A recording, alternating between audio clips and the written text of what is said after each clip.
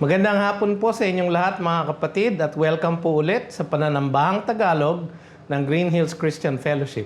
Ako po si Pastor BJ Sebastian at welcome din po sa mga nakikinig sa DCAS 702. Magandang hapon po sa inyong lahat. Sa pagtawag sa ating pagsamba ngayong hapon, pakinggan po natin ang sinasabi sa Psalm 24:1-6.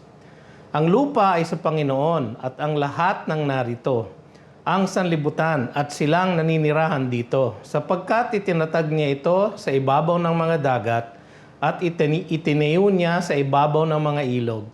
Sinong aakyat sa bundok ng Panginoon at sinong tatayo sa kanyang dakong banal?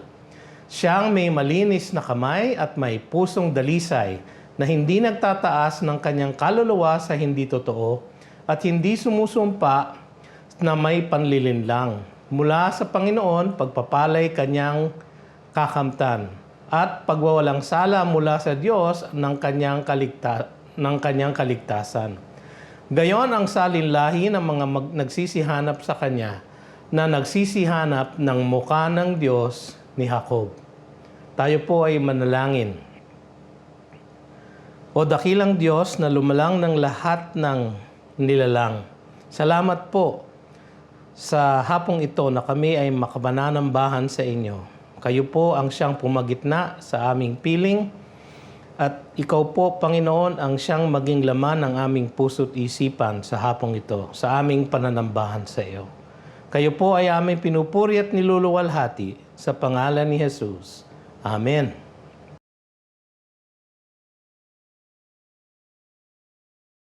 Ang ating pong teksto ngayong hapong ito ay nasa sulat sa mga taga-Hebreo, Kabanatang 3, mga talatang 7 hanggang 11. Kaya't gaya ng sinasabi ng Espiritu Santo, ngayon, kung marinig ninyo ang kanyang tinig, huwag ninyong papagmatigasin ang inyong mga puso gaya ng sa paghihimagsik, gaya ng sa araw ng pagsubok sa ilang.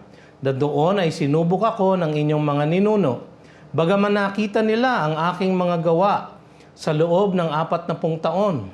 Kaya't naggalit ako sa lahing ito at aking sinabi, sila'y laging naliligaw sa kanilang puso at hindi nila nalaman ang aking mga daan. Gaya ng sa aking galit ay aking isinumpa, hindi sila papasok sa aking kapahingahan.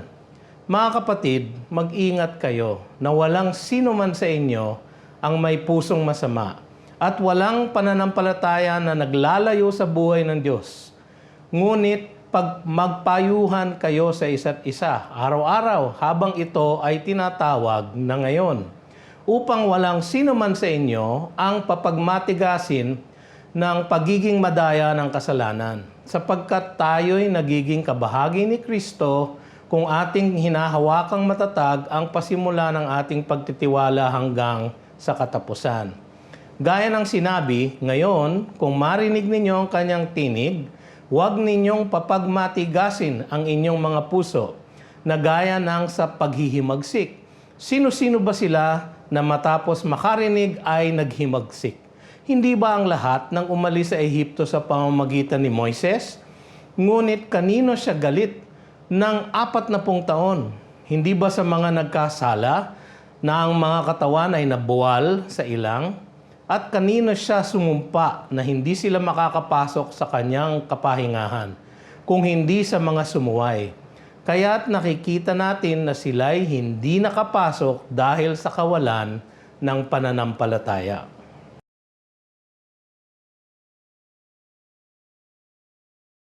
Mga kapatid, ngayon naman ay dadako tayo sa pananambahan natin sa Kanya sa pamamagitan ng pag-aaral ng Kanyang salita. Babasahin po natin ang kanyang salita at ating iintindihin at uunawain kung ano ang sinasabi nito sa atin ngayon sa panahon na ito at kung ano ang mga leksyon at mensahe ng nadala ng kanyang salita para sa ating buhay sa araw natin na ito. Ang ating serye ay patuloy pa rin sa mga mensahe mula sa aklat ng Hebreo, ang kadakilaan ni Kristo at ng Kristyanismo. Ang pamagat po ng ating mensahe ngayong hapong ito ay ang panganib ng kawalan ng pananampalataya. At matatagpuan natin ang mensaheng ito, pag-aaralan po natin ang Hebreo, Kabanatang 3, mga talatang 7 hanggang 11. Sinulat ang sulat sa mga taga-Hebreo sa isang kapatiran ng mga Hudyo na siguro nasa labas ng Jerusalem, ngunit hindi naman po siguro nalalayo, na itinatag ng mga disipulo ng mga apostol ng Panginoong Hesus. Hindi ng mga apostol mismo, kundi yung mga naging disipulo o sumunod sa kanila, mga alagad nila. Hindi matiyak kung sino ang taong may akda o ang may akda na tao. Ng sulat ng Hebreo, sa mga taga-Hebreo, hindi natin matiyak kung sino talaga. Ngunit nakakatiyak tayo na kung sino pa man siya, ang tunay na may akda ay ang Diwang Banal, na siyang tunay na may akda ng buong banal na kasulatan. Sa loob ng kapatirang iyon, mayroong 3 klase ng mga tao o mga kasapi o miyembro o nag-a-attend. Una ay mga tunay na mananampalataya. No? May mga tunay na mananampalataya dun sa nakasapi talaga dun sa kapatirang iyon. Pangalawa, merong yung mga kumbinsido. Kumbinsido na sila sa kanilang pag-iisip sa katunayan ng doktrinang Kristiyano. Ngunit hindi pa sila bumibitiw sa kanilang kinalakhang relihiyon o kinagawiang buhay. So, kumbinsido na sila dito pero hindi pa nila isinasa puso ang kanilang pananampalataya. Pangatlong grupo ay yung mga talagang hindi pa nananampalataya o hindi man lang kumbinsido sa katuruan ng Kristyanismo. Kung isipin po ninyo, ganito pa rin ang komposisyon ng mga iglesia at kapatiran sa panahon natin ngayon, para din dun sa mga kapatiran ng mga Hebreo. Meron po tayong mga kasama na talagang tunay na mananampalataya at talagang itinalagan na nila ang kanilang buong buhay at namumuhay sila ng ayon sa kalooban ng Panginoong Hesus. Meron din namang mga tao na kasamang sumasamba at kumbinsido na sa katuruan ng Kristyanismo, ngunit ang kanilang pagtanggap sa doktrina ng Panginoon ay naririto lamang po sa kanilang pag-iisip. Hindi po nila isinasa puso at hindi po nila tunay na itinatalaga ang kanilang buhay sa Kanya. At meron din yung mga talagang hindi pa nananampalataya pero nakikiagoy-goy lang, nakikipanambahan, nakikisama sapagkat either uso o kaya may kamag-anak sila o kaibigan doon sa kapatirang iyon. So yung 3 klaseng tao ay narito pa rin sa ating mga kapatiran. Datapwat ang sulat ng mga taga-Hebreo ay angkop pa rin ang mensahe nito para sa atin ngayon. Ang tema ng buong sulat ay ang kadakilaan ni Kristo at ng Kristyanismo kumpara sa Hudaismo at iba pang mga relihiyon na gawa ng tao o relihiyong makatao. Sa mga talatang ating aaralin sa araw na ito, ilalahad ng may akda ang panganib ng kawalan ng pananampalataya sa buhay ng isang tao. Magpapakita siya ng 3 bagay. Isang halimbawa, isang paalala, at isang babala. Isang halimbawa, isang paalala, at isang babala. Tingnan muna natin yung isang halimbawa. Yung paghihimagsik sa ilang ng mga Israelita. Yun po ay nasa talatang 7 hanggang 11. Sabi sa talatang 7, "Kaya't gaya ng sinasabi ng Espiritu Santo, ngayon, kung marinig ninyo ang kanyang tinig, kailangan nating pakinggan ang pangungusap ng Diwang Banal habang sariwa pa sa ating pag-iisip. Hindi dapat ipinagpapaliban ang pagtugon sa kanyang pangungusap sa atin." Malinaw na ang tunay na may akda ay ang Diwang Banal. Yun po ang sinasabi ng teksto. Idiniin ng may akda ang pakikinig sa kanyang panawagan ng may pagmamadali, no? Urgency, at pagbibigay ng importansya doon sa pagtugon sa pangungusap ng Diwang Banal. Ang sabi sa 2 Corinthians 6:2, "Sapagkat sinabi niya, sa panahong kanais-nais ay pinakinggan kita at tinulungan kita sa araw ng kaligtasan. Ngayon na ang panahong kanais-nais, Ngayon na ang araw ng kaligtasan. Mga kapatid, hindi natin dapat ipinagpapaliban kung nangungusap na sa ating mga puso ang diwang banal. Ang sabi naman sa talatang 8, huwag ninyong papagmatigasin ang inyong mga puso gaya ng sa paghihimagsik, gaya ng sa araw ng pagsubok sa ilang. Na doon ay sinubok ako ng inyong mga ninuno, bagaman nakita nila ang aking mga gawa sa loob ng 40 taon. Ang halimbawa na tinutukoy dito ng may akda ay ang paghimagsik ng bayang Israel sa ilang. Sinitas niya dito ang mga awit, 95, Psalm 95, 7 to 11 din, no? Ang makikita nating paghihimagsik ng mga Israelita sa ilang ay ako dalawa po ang aking nakita o siguro dalawa lang po ang aking ilalahad sa inyo ngayong hapong ito. Ang una po ay ang reklamo tungkol sa tubig sa Rephidim. Nasa Exodus 17 po yon. Sa verse 3 ang sinasabi, subalit ang taong bayan ay nauhaw roon at sila ay nagreklamo laban kay Moises at sinabi, bakit mo kami inilabas mula sa Ehipto upang patayin mo sa uhaw? Kami, ang aming mga anak at ang aming kawan? So ganun po kasi di ang kanilang pagrereklamo kay Moises, no? Ang pangalawa po ay yung kanilang paghihimagsik o hindi pagsunod sa Panginoon sa Kadesh Barnea. Pagkatapos po ng 11 araw pagbula sa pagtawid nila sa Red Sea, sila po ay nakarating sa Kadesh Barnea at mag-uumpisa na po ang kanilang pagluwas papuntang Promised Land o lupang pangako. Pero nung Numbers 13 po, nag-assign po si Moises ng mga espiya para magpunta po doon sa Promised Land at tignan nila kung sino ang mga taong naroon. Ang 10 po sa kanila pagbalik, takot na isinalaysay na puro higante nga daw po ang mga tao doon at hindi po sila maaaring manaig laban sa mga yon. Pero meron pong dalawa, si Josue at si Caleb, ang bumalik at ang sabi naman nila may buong pananampalataya sa Panginoon na hindi kaya natin talunin ang mga higanting yon. Pero siyempre nanaig yung karamihan, yung 10. At dahil doon, ang karamihan din ng bayang Israel ay naghimagsik kay Moises. Ang sabi sa Numbers 14:3, bakit kaya tayo dinala ng Panginoon sa lupain ito upang tayo bumagsak sa tabak? Ang ating mga asawa at ating mga anak ay magiging biktima. Hindi ba mas mabuti para sa atin na tayo'y magbalik sa Ehipto? Yan po ang paghihimagsik na binigay na halimbawa ni Moises nang may akda pala ng Hebreo sa mga kapatiran doon sa lugar nga na yon na malapit sa Jerusalem.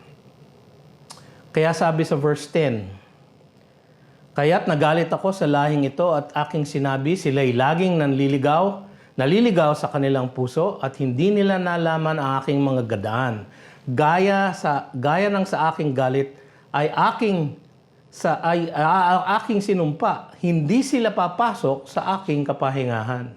Nagalit po ang Panginoon sa paghihimagsik ng mga Israelita at ang naging resulta ng kanilang paghihimagsik sa Kadesh Barnea ay ang hatol ng Diyos sa kanila na silang lahat sa buong henerasyon na iyon ay mga mamatay lahat sa ilang. Hindi sila pinayagang makarating at makapasok sa pangakong lupa. Sabi sa Numbers 14:22-23, wala sa mga taong iyon na nakakita ng aking kalawalhatian at ng aking mga tanda na aking ginawa sa Ehipto at sa ilang. Yung mga tao daw po na yon. Nakita na ang mga kagilagilalas na mirakulo na ginawa ng Panginoon sa Ehipto. Nakita na ang kanyang narinig ang kanyang boses sa ilang. Nakita kung paano sila pinatawid sa Red Sea. Yung pong mga taong yon, sila po ang naghimagsik. Ang sabi dun sa Numbers 14:23, ang makakakita sa lupa na aking ipinangako sa kanilang mga ninuno. Wala sa mga taong yon, sabi ng Panginoon. Ang makakakita sa lupa ay na aking pinangako sa kanilang mga ninuno. At walang sino man sa kanila na humamak sa akin ang makakakita nito. Ang malinaw na aral sa halimbawang ito ay ang matinding puot ng Panginoon sa mga taong naghihimagsik sa Kanya. Yun po ang halimbawa na ibinigay ng may akda ng Hebreo. Pangalawa, nagbigay siya ng isang paalala. Pag-ingatan ang pananampalataya, ang kanyang paalala. Makikita po natin sa talatang 12 hanggang 14. Ito po ang sinasabi sa talatang 12. Mga kapatid, mag-ingat kayo na walang sino man sa inyo ang may pusong masama at walang pananampalataya na naglalayo sa buhay na Diyos, sa buhay na Diyos. Ang unang paalala ng may akda ay ang mag-ingat ang mga nasa kapatirang yaon na hindi maging katulad ng mga naghimagsik na mga Israelita sa ilang, na pagpapatunay sa likas na kasamaan ng kanilang mga puso. So yung paghimagsik po ay isang pagpapatunay sa likas na kasamaan ng tao sa puso. At ang sabi niya, mag-ingat kayo, pag-ingatan ninyo ang inyong pananampalataya. Kasama na tinutukoy dito na mga kapatid. No? Sabi niya kasi mga kapatid. Kaya baka isipin natin, lahat ng mga kapatid ay lahat mananampalataya. Hindi po, katulad ng sinabi ko kanina sa aking panimula. Kasama na tinutukoy dito ay yung mga kapwa Hudyo na hindi pa lubos na nananampalataya kay Jesus, ngunit nakikisama na doon sa mga tunay na mananampalataya. Kasama po yung mga hindi pa tunay, hindi pa talaga nagtatalaga. Mga Hudyo na parang naninimbang pa kung sila ay magpapatuloy sa Kristyanismo o babalik sila sa kanilang pagiging Hudyo. Ang lahat ng tao ay ipinanganak na mayroong pusong masama at walang pananampalataya. Yan po ay isang katotohanan hindi natin matatakasan. Ang sabi po sa Jeremiah 17:9, ang puso ay mandaraya kaysa lahat ng bagay at lubhang napakasama. Sinong makakaunawa nito? Ang pag-iingat na sinasabi dito ay ang pagsubok sa ating mga puso sa tuwituina, pagsiyasat sa ating mga puso sa tuwituina kung tayo ba ay tunay na ngang nananampalataya kay Jesus. Sabi din ito ni Pablo sa 2 Corinthians chapter 13 verse 5. Siyasatin ninyo ang inyong mga sarili kung kayo'y nasa pananampalataya. Subukin ninyo ang inyong mga sarili. Hindi ba ninyo nalalaman na si Jesucristo ay nasa inyo? Malibang kayo'y nabigo sa pagsubok. Baka kayo'y hindi totoo, mga kapatid. Yun ang sinasabi ni Pablo dito. Yun din ang sinasabi ng may akda ng Hebreo. Ingatan ninyo ang inyong pananampalataya at siyasatin nyo ang inyong mga puso. Ang sabi doon sa talatang 13, verse 13, ngunit magpayuhan kayo sa isa't isa araw-araw habang ito ay tinatawag na ngayon, upang walang sino man sa inyo ang papagmatigasin ng pagiging madaya ng kasalanan. Ang susunod niyang paalala, bukod sa mag-ingat sa ating pananampalataya at sa atin ang sarili nating pananampalataya, ay magpayuhan daw silang magkakapatid. Yung mga nasa kapatiran na yon, upang hindi tumigas ang kanilang mga puso sa panawagan ng Diwang Banal, sa kailangan nagpapaalala sa isa't isa, nagpapayuhan at nagpupunahan ang magkakapatid sa pananampalataya. Mga kapatid, obligasyon ng mga magkakapatid sa pananampalataya ang magpaalala sa isa't isa na huwag nang bumalik sa ating pinanggalingang relihiyon o kinagawi ang buhay. Yan po ang kailangan natin sa tuwi-tuwi na ipinapaalala sa isa't isa. At magpatuloy sa pananalig kay Kristo.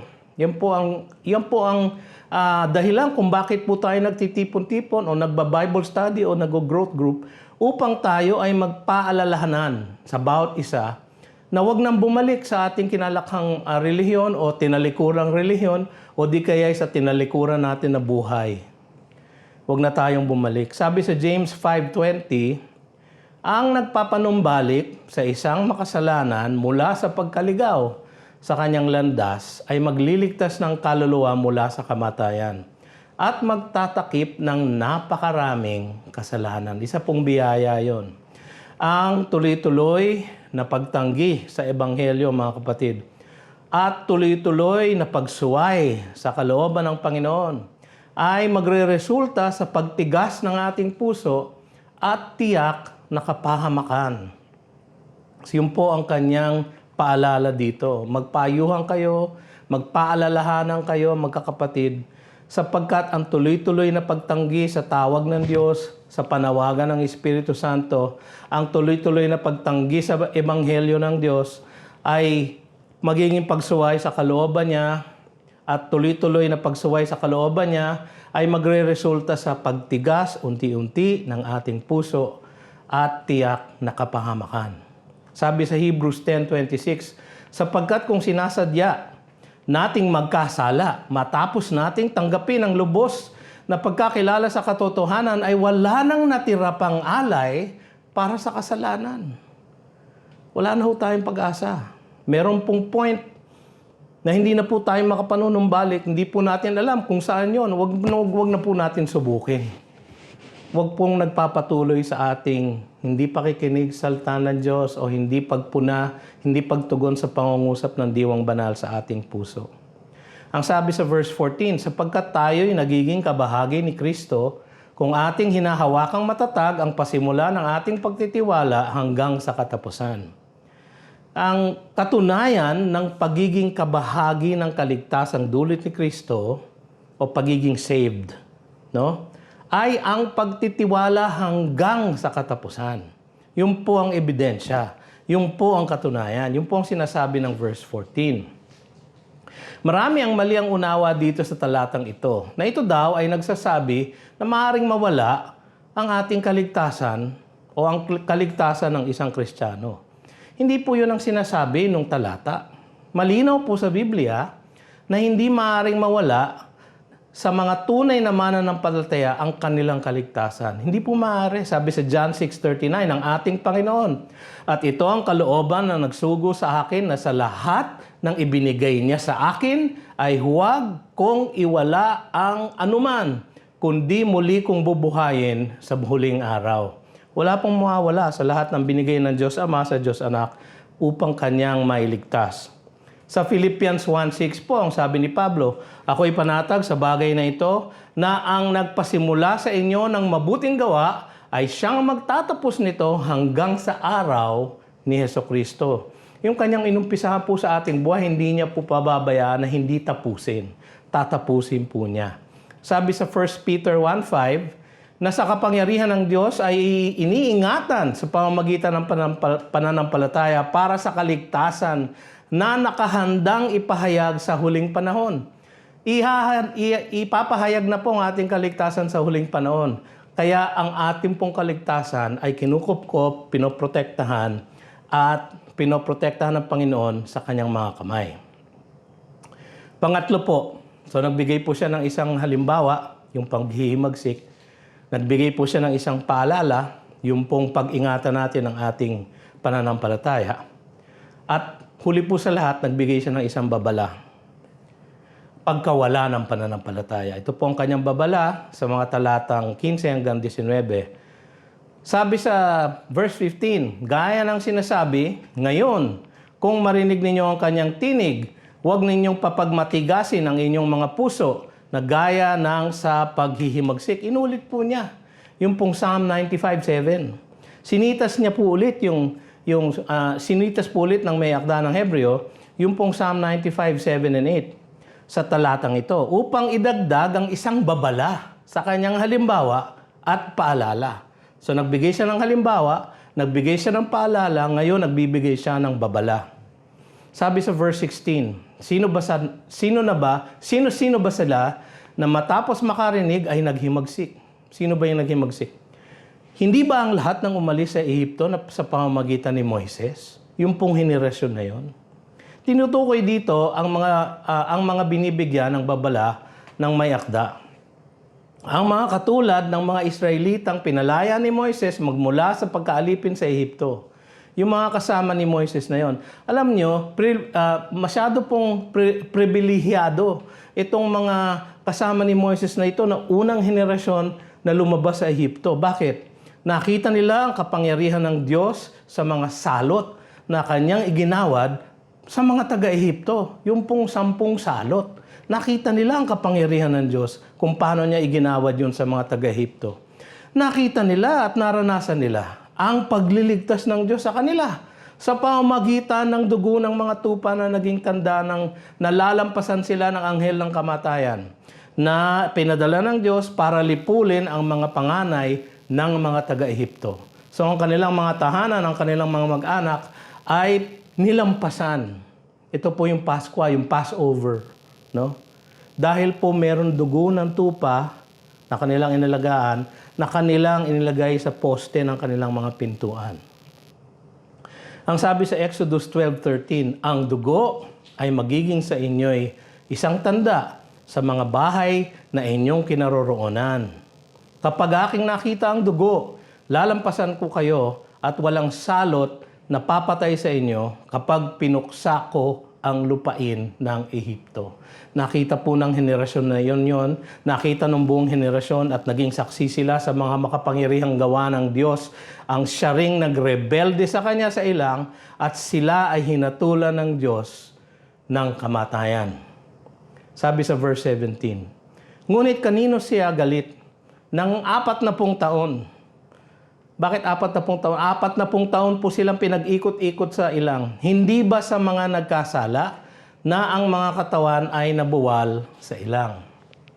Ang paghihimagsik ng tao laban sa kautusan at kalooban ng Diyos ay ang definisyon ng Biblia ng kasalanan. Ang kasalanan po ay ang pagrerebelde, ang paghihimagsik ng tao laban sa kautusan at kalooban ng Diyos. At ang lahat ng may kasalanan ay magtatamo ng parusa ng kamatayan. Yan po ay malinaw sa Romans 5:12. Kaya't kung paanong sa pamamagitan ng isang tao ay pumasok ang kasalanan sa sanlibutan, si Adan po yon, at sa pamamagitan ng kasalanan ay ang kamatayan, kaya't dumating sa lahat ng mga tao ang kamatayan sapagkat ang lahat ay nagkasala. Ito ang katotohanang babala ng may akda sa susunod na talata. Sabi niya sa verse 18, at kanino siya sumumpa na hindi sila makakapasok sa kanyang kapahingahan, kung hindi sa mga sumuway. So, ang kapahingahan na tinutukoy dito ng may akda ay ang kapahingahan pangako sa mga Israelita sa lupang pangako. Sabi sa Joshua 1:13, alalahanin niyo ang salita na inutos sa inyo ni Moises ng lingkod ng Panginoon, na sinasabing bibigyan kayo ng lugar ng kapahingahan ng Panginoon ninyong Diyos at ibibigay sa inyo ang lupain ito. Yung pong lupang pangako ay isang lupang kapahingahan para sa kanila. Dahil po sa kanilang pagre-rebelde at paghihimagsik sa ilang, hindi po nakarating sa lupang yon, yung henerasyon na yon, na pinamunuan ni Moises paglabas sa Ehipto. Dahil sa kanilang pagduda sa pangakong ito ng Diyos at hindi pagsunod sa kanyang inutos, ang inutos niya, tumuloy kayo at inyong lipulin ang lahat ng nakatira doon at inyong pasukin ang lupain yon sapagkat yan ay pinangako ko sa inyo. Dahil sa kanilang pagduda sa pangako na yun na Diyos, dahil sa kanilang hindi pagsunod sa kanyang utos, hindi nila natamo ang pagpasok sa lupang pangako at sa kapahingahang pangako. Kaya sabi sa verse 19, kaya't nakikita natin na sila'y hindi nakapasok dahil sa kawalan ng pananampalataya. Yun po ang babala. Ang isang halimbawa ay binigay niya, yung paghihimagsik. Ang isang paalala ay binigay niya, pag-ingatan niyo ang inyong pananampalataya. Ang isang babala na binigay niya ay ang kawalan ng pananampalataya. Hindi talaga susunod sa utos ng Diyos ang taong hindi naniniwala na siya ay tunay at buhay, na siya ay lumalang sa lahat at ang tunay na nagliligtas, tagapagligtas ng mga tao, na dahil siya ay lumikha sa atin, tayo ay may obligasyong sumunod sa Kanya at managot sa Kanya kung tayo'y susuway. Datapwat ang babala ay sa pagkawala ng pananampalataya na siyang pinakamapanganib na kondisyon ng puso ng isang tao. Ang pananampalataya na nagliligtas ay nagmumula lamang sa Diyos at hindi kailanman magmumula sa tao. Hindi po kaya ng pananampalataya ng tao yan. Sabi sa Ephesians 2:8, sapagkat sa biyaya kayo'y naligtas sa pamamagitan ng pananampalataya. At ito'y hindi sa pamamagitan ng inyong sarili, ito'y kaloob ng Diyos. Napakalinaw po. Paano po natin ipaisa sa pamuhay ang ating natutunan ngayong hapong ito? Ang bahagi ito ng Hebreo ay nagbibigay sa ating lahat na nananampalataya na ngayon kay Jesus ng isang halimbawa, isang paalala din at isang babala. Tulad ng mga Israelitang pinalaya ni Moises sa pagkaalipin, tulad nila, kung paanong sila ay pinagbawalan bumalik sa Ehipto, tayo din ay hindi dapat manumbalik ng dati nating maling pananampalataya o baluktot na buhay. So tulad ng mga Israelita na pinalaya ni Moises sa pagkaalipin, tayo din ay pinalaya ng Diyos sa ating pagkaalipin sa kasalanan. Kung paanong sila ay pinagbawalan na bumalik sa Ehipto, tayo din ay hindi dapat manunumbalik sa dati nating pananampalataya na mali o baluktot na buhay na atin nang iniwanan. Tulad ng mga Israelita na iligtas ng dugo ng mga tupa sa salot ng kamatayan, tayo din ay iniligtas mula sa kapahamakan ng dugo ng dakilang kordero ng Diyos na si Kristo Jesus. Tulad din nila na naghimagsik sa Diyos sa ilang, na hindi nakaranas ng biyaya ng buhay sa lupang pangako, tayo rin na hindi magpapasakop sa kalooban ng diwang banal na nananahan na sa ating mga puso ay hindi makakaranas ng biyaya ng isang buhay na matagumpay para kay Kristo. Ang babala sa atin ay ang hindi tayo magtuloy-tuloy sa ating pagsuway sa kalooban ng Diyos, sapagkat ito ay magbibigay sa atin ng katigasan ng puso na siyang tanda na tayo ay nadaya pala ng kaaway at hindi tunay na nananampalataya sa Kanya. Yan po ang tanda ng hindi tunay na nananampalataya. Hindi po sila mananatili. Sila po titigas po ang kanilang puso dahil sa tuloy-tuloy nilang pagsuway sa diwang banal ng Diyos. Sila po ay malalayo at malalayo sa Diyos sapagkat sa kanila, hindi nila pinakikinggan ang Kanyang salita. Yung po ay tanda ng hindi tunay na mananampalataya. Kahit na ano pang sabihin niya na siya ay Kristiyano, kung hindi siya mananatili at hindi siya tutugon sa pangungusap ng diwang banal, at kanyang pababayaan ng kanyang pananampalataya at sa gayon ay titigas ang kanyang puso, yan po ay tanda na sa mulat sapul hindi po sila tunay na nananampalataya. Ang nakapagliligtas na pananampalataya ay isang kaloob ng Diyos. At ang ebidensya nito sa buhay natin ay ang ating pagsunod sa Kanya at panananatili hanggang sa katapusan. Tayo po ay manalangin. Panginoon, marami pong salamat sa mensaheng ito at sa paalala, sa halimbawa, sa babala na ibinigay ng may akda ng Hebreo. Doon sa kapatiran iyon at ngayon din naman sa aming kapatiran dito sa panahon na ito. Salamat, Panginoon, sa iyong mensahe ngayong hapon. Nawa ito ay pamuhay namin. At nawa maalala namin muli, Panginoon, ang inyong pagsakripisyo sa krus, ang pagdanak ng inyong dugo, pag-agos ng inyong dugo sa Kalbaryo.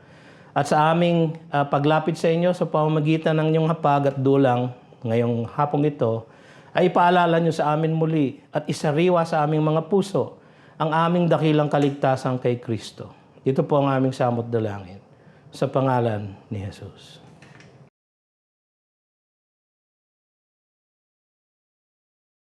Tayo po ay dadako naman sa ating pangumunyon sa Kanya at pakikipag-ugnay sa Kanya sa pamamagitan ng Kanyang dulang o hapag.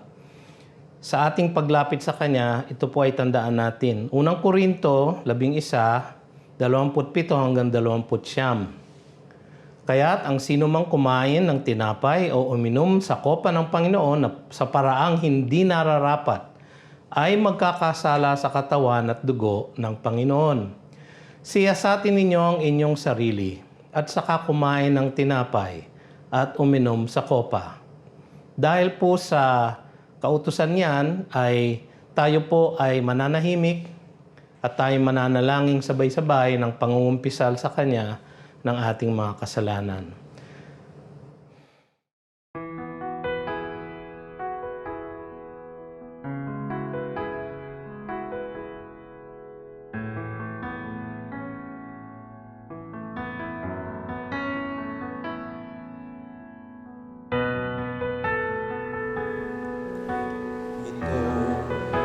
Tinapay ng buhay,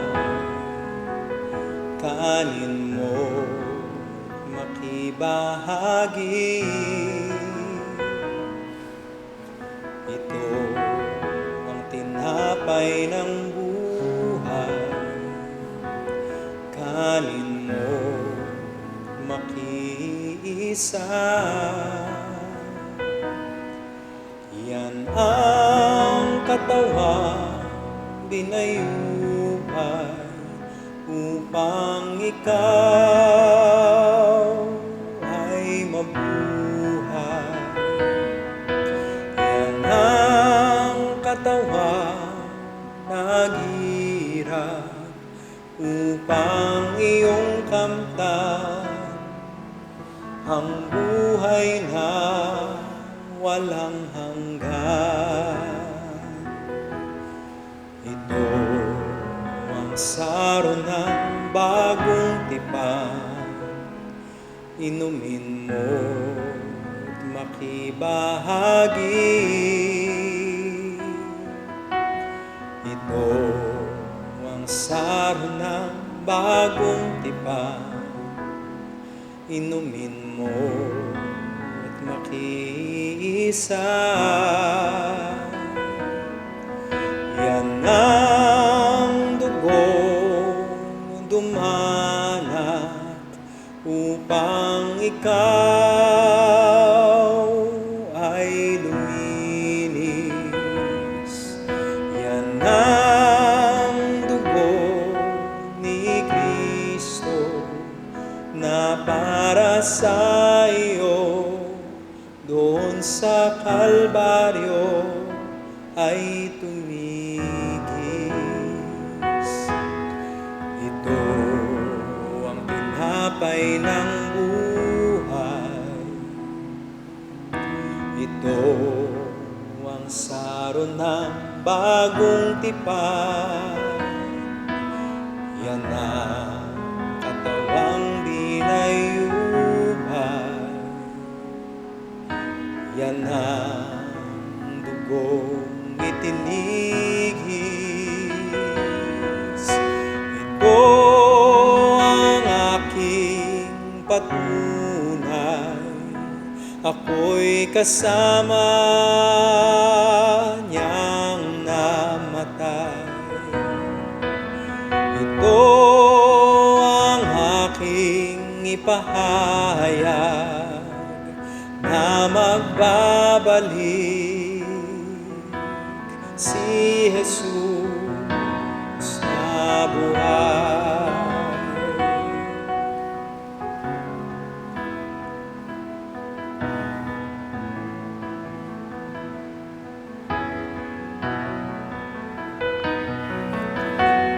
Ito ang aking patunay, ako'y kasama niyang namatay.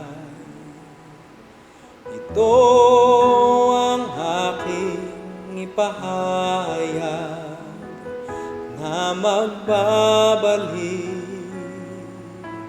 si Jesus na buhay.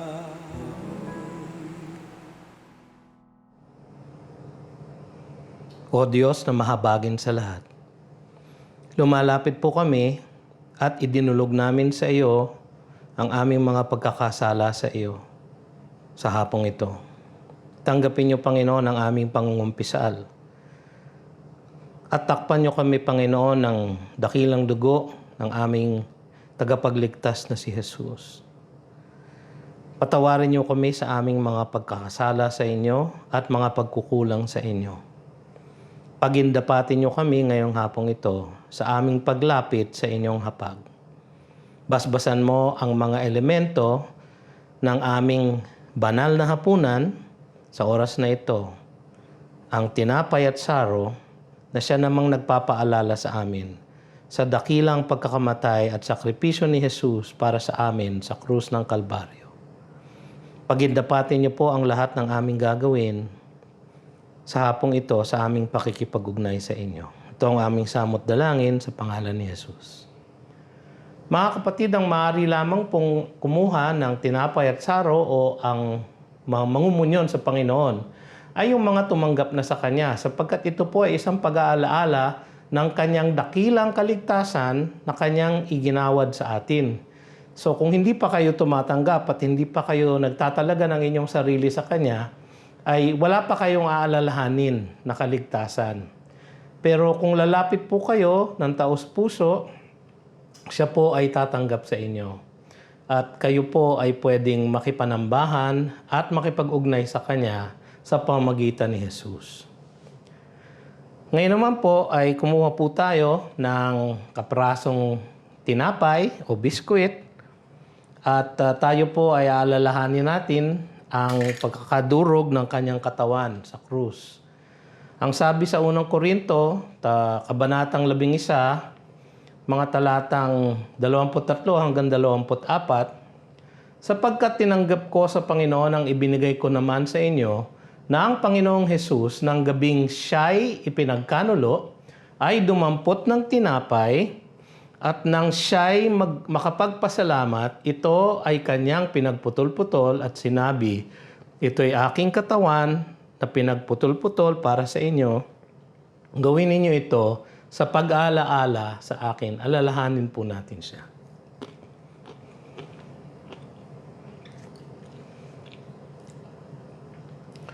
Ang saro po ay isang pag-aalaala ng dugong umago sa Kalbaryo dahil siya po ay nagsakripisyo ng kanyang sarili para sa ating mga kasalanan. Ang sabi po sa unang Korinto, 11:25, sa gayon ding paraan ay kinuha niya ang kopa pagkatapos maghapunan na sinasabi ang kopang ito'y isang bagong tipan sa aking dugo. Gawin ninyo ito tuwing kayo'y iinom nito sa pag-aalaala sa akin. Tayo po ay uminom. Alalahanin natin ang kanyang pagkakamatay sa krus. Sapagkat tuwing kakainin nyo ang tinapay na ito at inuman ang kopa, ipinahayag ninyo ang kamatayan ng Panginoon hanggang sa dumating siya.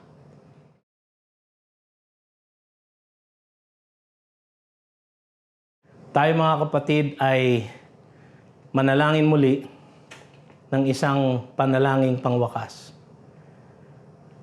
Panginoon, kayo po ang magbigay ng iyong basbas at pagpapala sa bawat isa sa amin sa aming paghayo magmula sa lugar na ito. Nawa, Panginoon, ay lagi namin maaalala ang pag-ibig ni Kristo para sa aming lahat, na ibinigay niya ang kanyang buhay, sinakripiso niya ang kanyang kalwalhatian upang kami ay masagip niya magmula sa kasalanan at kapahamakan. At nawa, Panginoon, sa aming paghiwa-hiwalay ay pasamahin mo sa amin ang diwang banal.